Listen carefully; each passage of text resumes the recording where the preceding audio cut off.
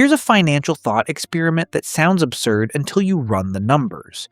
What actually happens in dollar terms to the financial position of someone who buys a reliable car in their early 30s and drives it until they're in their late 50s? Not because they can't afford to upgrade, but because they've decided not to. The answer, it turns out, is one of the most striking illustrations of what compounding actually looks like when it's applied to a real, recurring, everyday decision rather than to an abstract investment scenario.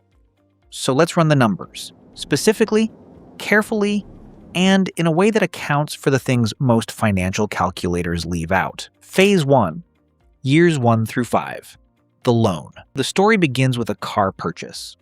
Let's say it's a reliable, mid-range vehicle, a Toyota, a Honda, the kind of car that has a documented track record of running for 200,000 miles with regular maintenance.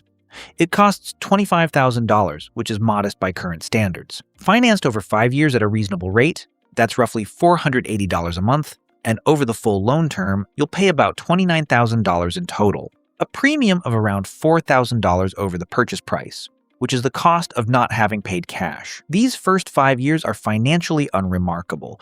You're paying a loan, you're carrying full insurance coverage because the lender requires it, and your car is depreciating fast, typically losing around half its value in the first 5 years.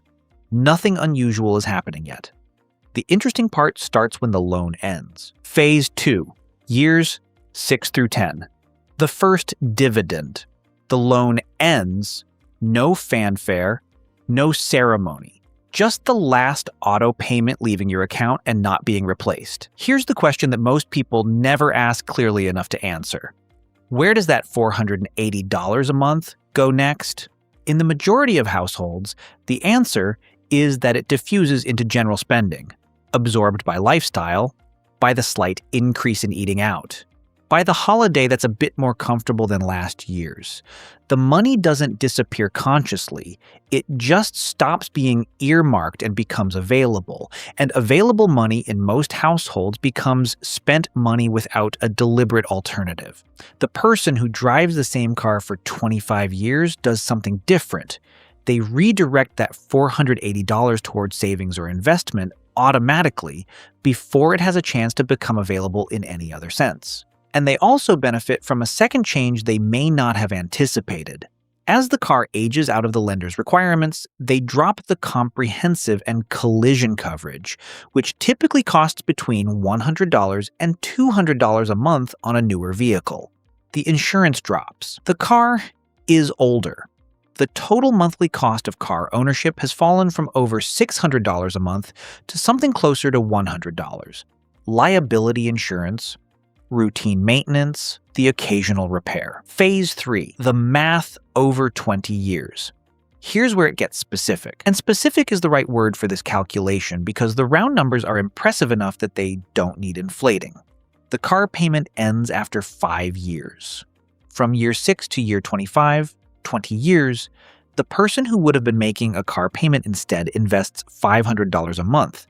At 10% annual return, which is broadly consistent with long-term U.S. stock market historical performance, $500 a month for 20 years grows to approximately $380,000. The insurance savings add another layer. Dropping comprehensive coverage and moving to liability only on an older paid-off vehicle saves conservatively $150 a month. $150 a month invested at 10% for 20 years is approximately $114,000. Together, the freed car payment and the insurance savings, that's around $650 a month for 20 years, compounding at 10%. The total, approximately $494,000. Nearly $500,000 produced by a single recurring decision not to upgrade a car that still works, over the back 20 years of a 25-year ownership period. If you're using the average 2024 new car payment of $735 a month rather than $500, the freed payment alone, $735 a month invested for 20 years at 10%, grows to approximately $558,000, before accounting for insurance savings. Phase 4, the honest part, what actually breaks. This is the section that every version of this calculation tends to skip. and skipping it is dishonest. So we're not going to do that.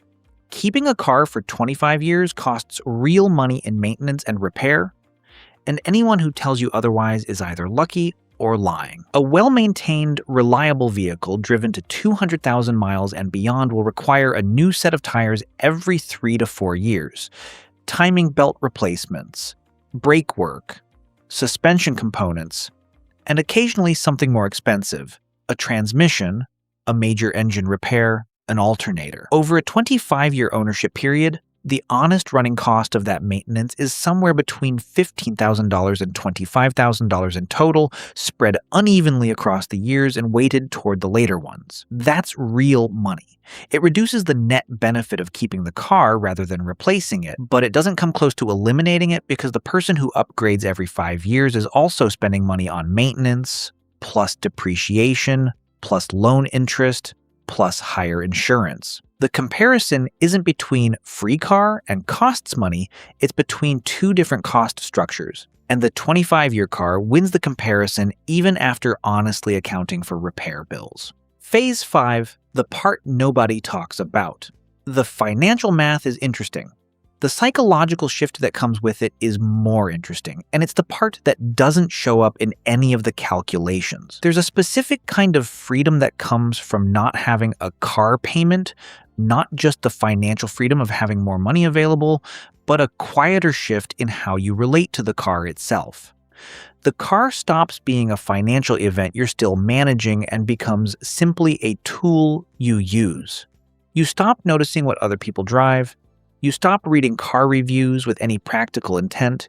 You stop experiencing the mild background dissatisfaction with your own vehicle that the upgrade cycle depends on to keep operating. John noticed this around year 8. He'd expected to feel slightly embarrassed by the aging car at some point, at the school run, in the car park, at work, somewhere. What he actually felt was something closer to amusement at the $800 a month payments his colleagues were making for vehicles they'd owned for 4 years, at the conversations about which trim level was worth it, at the entire apparatus of the car upgrade cycle operating around him without his participation. He wasn't superior about it, he just wasn't in it anymore, and not being in it felt remarkably like freedom. Here's the summary, and it's worth stating precisely. A person who buys a reliable car at 30, pays it off in 5 years, keeps it for the following 20 years, and invests the freed payment and insurance savings over that same period arrives at 55 with somewhere between $380,000 and $558,000 in investments that wouldn't exist if they'd stayed on the upgrade cycle. That's the financial consequence of a single, repeating, unremarkable decision about what to do with a car that still works.